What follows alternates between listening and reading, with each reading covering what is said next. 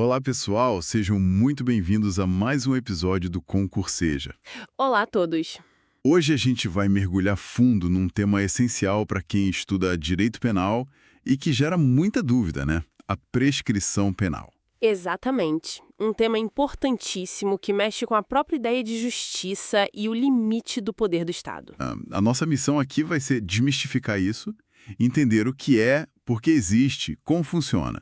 Tudo baseado, claro, no que diz a lei, a doutrina, a jurisprudência. É isso aí, e é crucial porque a prescrição, no fundo, é um equilíbrio, né? Entre o dever do Estado de punir quem comete um crime e a garantia de que ninguém vai ser perseguido penalmente para sempre. Perfeito. Então, para começar do começo mesmo, o que exatamente é essa tal de prescrição penal? Bom, de forma bem direta, a prescrição é a perda do direito de punir do Estado, ou então a perda do direito de executar uma pena que já foi aplicada.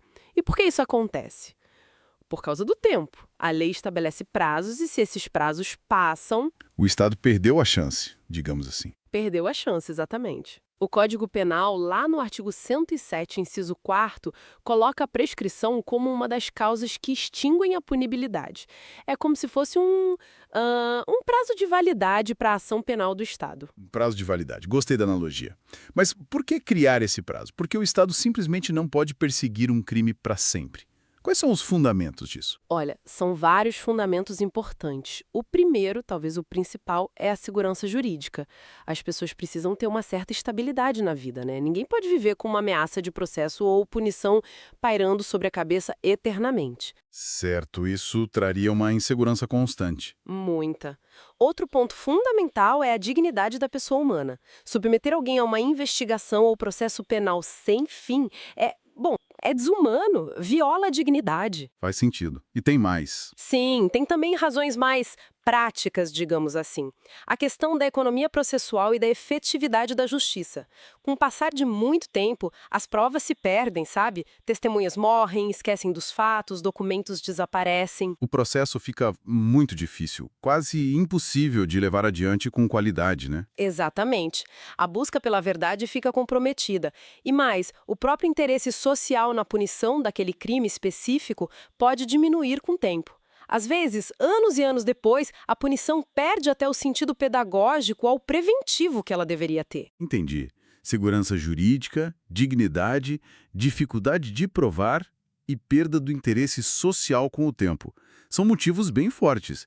Agora, essa prescrição é uma coisa só ou ela se manifesta de formas diferentes? Ela tem duas grandes espécies, que são bem distintas e ocorrem em momentos diferentes do processo. É crucial entender essa divisão. Vamos lá então. Quais são? A primeira é a chamada prescrição da pretensão punitiva. O nome parece complicado, mas a ideia é a prescrição que acontece antes da sentença condenatória se tornar definitiva, ou seja, antes do trânsito em julgado para acusação. Ah, então é o prazo que o Estado tem para investigar, processar e conseguir uma condenação final? Isso, perfeito. É o prazo para o Estado exercer o seu jus puniendi, o direito de punir, através do processo. Se esse prazo se esgota antes de uma condenação definitiva, o Estado não pode mais buscar essa condenação. A punibilidade se extingue ali. Ok, essa é a primeira. E a segunda espécie? A segunda é a prescrição da pretensão executória. Essa aqui acontece depois que já existe uma condenação definitiva com trânsito em julgado. Ah, então o Estado conseguiu a condenação dentro do prazo. Conseguiu. Mas aí surge um novo prazo. É o prazo que o Estado tem para executar a pena que foi imposta naquela sentença. Se o Estado, por exemplo, demora demais para prender o condenado ou iniciar o cumprimento da pena alternativa, Ele também pede o direito, mas agora de executar a pena. exatamente, perde o direito de fazer cumprir a sanção. O crime foi apurado, houve condenação, mas se o Estado não age para executar a pena no tempo certo, essa pena não pode mais ser cumprida. Entendi as duas modalidades. Prescrição da pretensão punitiva antes da condenação final e prescrição da pretensão executória depois da condenação final para executar a pena. Agora, como se calcula o prazo em cada uma? Vamos focar primeiro na pretensão punitiva. Certo. Na pretensão punitiva, a regra geral, que a gente chama de prescrição em abstrato, é calcular o prazo com base na pena máxima prevista em lei para aquele crime. A gente olha lá no Código Penal, vê qual é a pena máxima e aplica a tabela do artigo 109. Artigo 109 do Código Penal. Ele traz uma padela de prazos, então. Isso. Ele estabelece faixas de pena máxima e os correspondentes prazos prescricionais. Por exemplo, se a pena máxima for superior a 12 anos, o crime prescreve em 20 anos. Se for superior a 8 e não exceder 12, prescreve em 16 anos. E assim por diante, até chegar nos crimes com pena máxima inferior a 1 ano, que prescrevem em 3 anos. Entendi. Então, para saber o prazo antes da sentença, eu olho a pena máxima do crime. Mas você falou que essa é a regra geral. Tem exceção. Tem sim. Depois que sai uma sentença condenatória, mesmo que ainda caiba recurso, a coisa pode mudar. Se só a defesa recorrer, por exemplo, ou se a sentença transitar em julgado para acusação, aí a gente passa a olhar para a pena que foi efetivamente aplicada pelo juiz naquela sentença. Ah, e aí o cálculo muda. Muda. A gente passa a usar essa pena concreta para calcular a prescrição. Isso pode levar a duas situações importantes: a prescrição retroativa e a prescrição intercorrente ou superveniente. Retroativa e intercorrente. Explica melhor. A retroativa é quando a gente pega essa pena aplicada na sentença e olha para trás para os prazos entre os marcos interrompitivos anteriores, como, por exemplo, entre a data do recebimento da denúncia e a data da publicação da sentença, se o prazo calculado com base na pena concreta já tinha passado nesse período anterior. O crime prescreveu retroativamente, mesmo que a gente só tenha percebido isso depois da sentença. Exatamente. E a intercorrente acontece depois da sentença condenatória, da qual ainda cabe recurso. Ela ocorre no período entre a publicação dessa sentença e o julgamento de um eventual recurso, ou entre outros marcos interruptivos que ocorram depois da sentença. De novo, calculada pela pena concreta aplicada. Uau, complexo. Então, na pretensão punitiva, a gente começa olhando a pena máxima, mas depois da sentença, a pena concreta passa a ser a referência para calcular a prescrição para trás retroativa ou para frente intercorrente. Isso mesmo, é um mecanismo que busca ajustar o prazo prescricional à gravidade concreta do fato, como reconhecida na sentença. Ok. E na pretensão executória? Depois que a condenação já é definitiva, como fica o cálculo? É mais simples? É mais direto, sim. Nesse caso, não tem dúvida. O prazo prescricional é sempre calculado com base na pena concreta aplicada na sentença condenatória definitiva. A referência é o artigo 110 do Código Penal. E quando começa a contar esse prazo? Ele começa a contar via de regra do dia em que a sentença transita em julgado para acusação. Ou então, se o réu foge depois de começar a cumprir pena, o prazo recomeça a contar do dia da fuga. Tem também a hipótese de revogação do livramento condicional ou do sursis. O artigo 112 detalha esses marcos iniciais. Certo. E os prazos são os mesmos daquela tabela do artigo 109 que você mencionou? Sim, a base de cálculo, os prazos em si, 20 anos, 16 anos, 12, 8, 4, 3 anos, são regulados pela pena aplicada, usando a mesma lógica da tabela do artigo 109. A diferença crucial é qual pena usar, a máxima em abstrato antes, a concreta depois, e quando o prazo começa a correr e quais são as causas de interrupção. Entendido. Você mencionou a tabela do 109, com prazos como 20, 16, 12 anos. Tem algum detalhe importante sobre esses prazos? Alguma coisa que possa reduzir esse tempo? Tem sim uma regra bem importante que está no artigo 115 do Código Penal. Ele diz que os prazos de prescrição são reduzidos pela metade em duas situações. Metade. Isso é bastante. Quais são? A primeira é se o agente era, ao tempo do crime, menor de 21 anos. E a segunda é se ele era, na data da sentença, maior de 70 anos. Nesses casos, o prazo prescricional que seria aplicado normalmente cai pela metade. Nossa, isso faz uma diferença enorme. Um crime que prescreveria em 20 anos, para um réu maior de 70 na sentença, prescreveria em 10. Exatamente. É uma causa de redução bem significativa. Agora, uma coisa que sempre gera confusão. Esse prazo da prescrição corre sem parar. Ou tem situações em que ele sei lá, dar uma pausa ou volta para o começo? Ótima pergunta. Sim, o prazo não corre sempre de forma contínua. A lei prevê situações que suspendem a contagem e outras que interrompem a contagem. E a diferença entre suspender e interromper é fundamental. Suspender e interromper. Qual a diferença prática? Pensa num cronômetro. Suspender é como apertar o botão de pausa. O tempo para de contar enquanto durar a causa da suspensão. Quando essa causa desaparece, o cronômetro volta a rodar de onde parou. O tempo que já tinha corrido antes não se perde. Ah, tá. Pausa e continua. E quais são as causas de suspensão? O artigo 116 do Código Penal traz algumas. Por exemplo, enquanto o agente está cumprindo pena no estrangeiro por outro crime. Ou, uma bem comum na prática, enquanto está pendente uma questão prejudicial em outro processo, que precisa ser resolvida antes de continuar com a ação penal. Ou ainda, durante a suspensão condicional do processo, o sursis processual. Nesses casos, o prazo prescricional fica congelado, digamos. Entendi a suspensão. E a interrupção? O que ela faz com o cronômetro? A interrupção é mais drástica. Ela funciona como apertar o botão de zerar o cronômetro. Todo o tempo que já havia corrido antes da causa de interrupção é perdido, jogado fora. E a contagem recomeça do zero, a partir da data do fato que causou a interrupção. Zera tudo. E o que causa essa interrupção? Devem ser momentos importantes do processo, imagino. São, sim.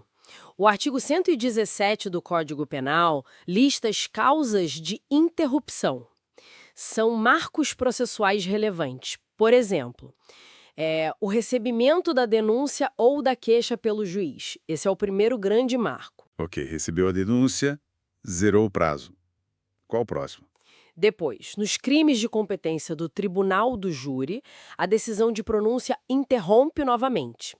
E, para todos os crimes, a publicação da sentença condenatória recorrível ou do acórdão condenatório recorrível também zera o prazo. Então, cada vez que um desses atos acontece, a contagem reinicia. Exato. E tem mais.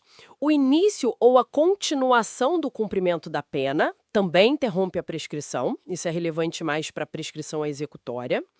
E um ponto muito importante, a reincidência. A reincidência interrompe a prescrição. Como assim? Sim, a reincidência, ou seja, cometer um novo crime depois de já ter uma condenação definitiva por crime anterior, também é uma causa que interrompe o prazo prescricional do crime anterior, especificamente da pretensão executória. É o último inciso do artigo 117. Isso impede que o prazo continue correndo enquanto o sujeito volta a delinquir. Entendi.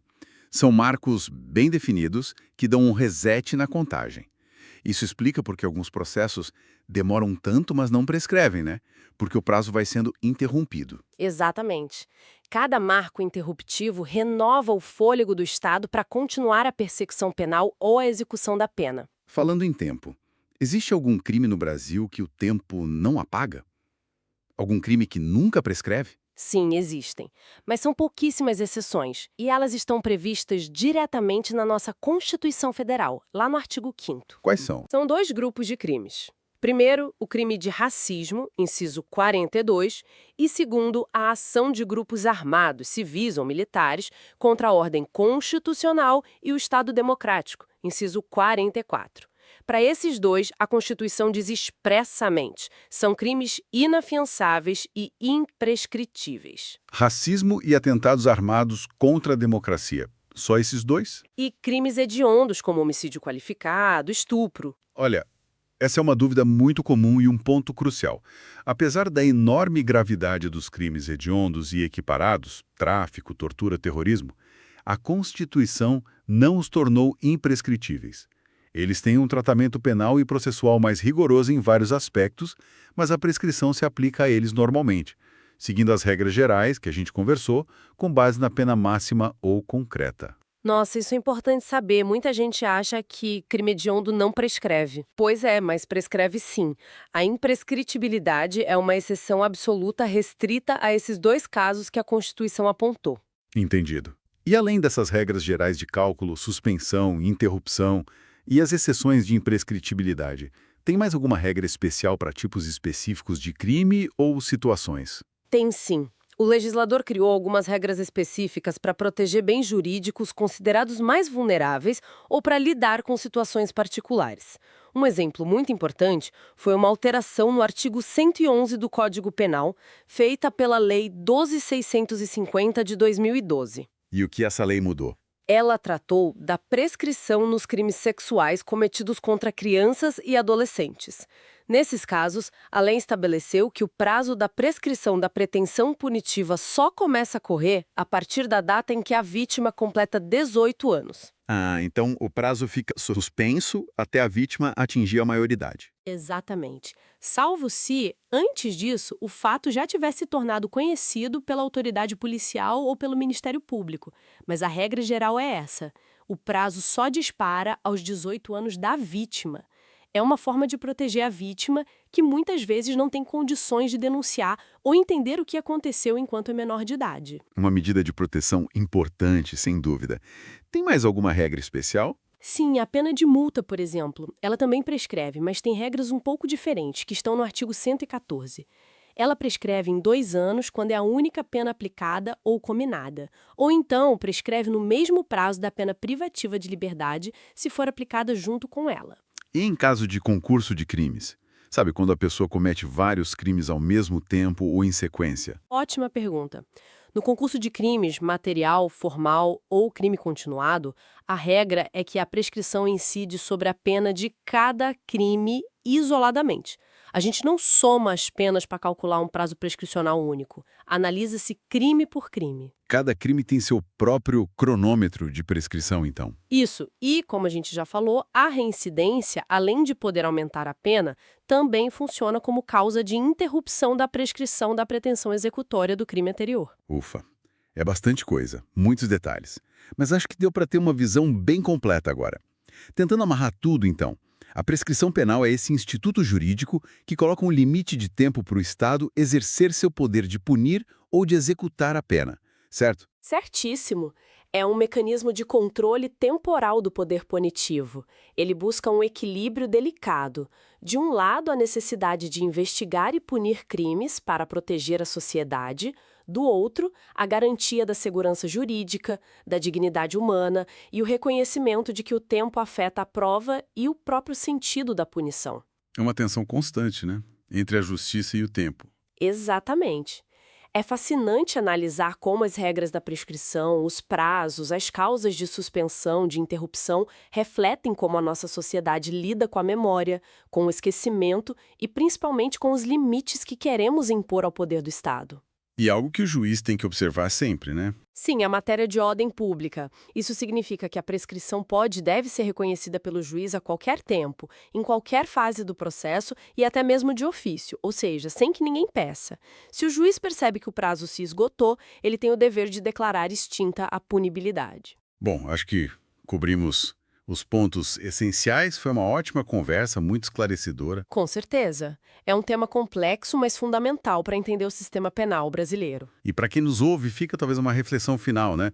Como será que a aplicação da prescrição ou, às vezes, a percepção pública de que ela acontece com frequência, talvez por causa da demora nos processos, como isso impacta a confiança das pessoas no sistema de justiça criminal? É um ponto delicado para a gente pensar. Uma excelente reflexão envolve eficiência do sistema, garantias individuais, percepção de impunidade, um debate longo. Com certeza. Bom, chegamos ao fim de mais esse estudo aprofundado aqui no Concurseja. Queria agradecer muito a sua participação, foi excelente. Eu que agradeço o convite, é sempre um prazer discutir esses temas. E a você que nos acompanhou, muito obrigado pela audiência. Esperamos que tenha sido útil para os seus estudos. Não deixe de conferir os outros episódios e materiais aqui do Concurseja. Continue firme na sua preparação. Isso aí, pessoal. Bons estudos e até a próxima. Um grande abraço e até lá.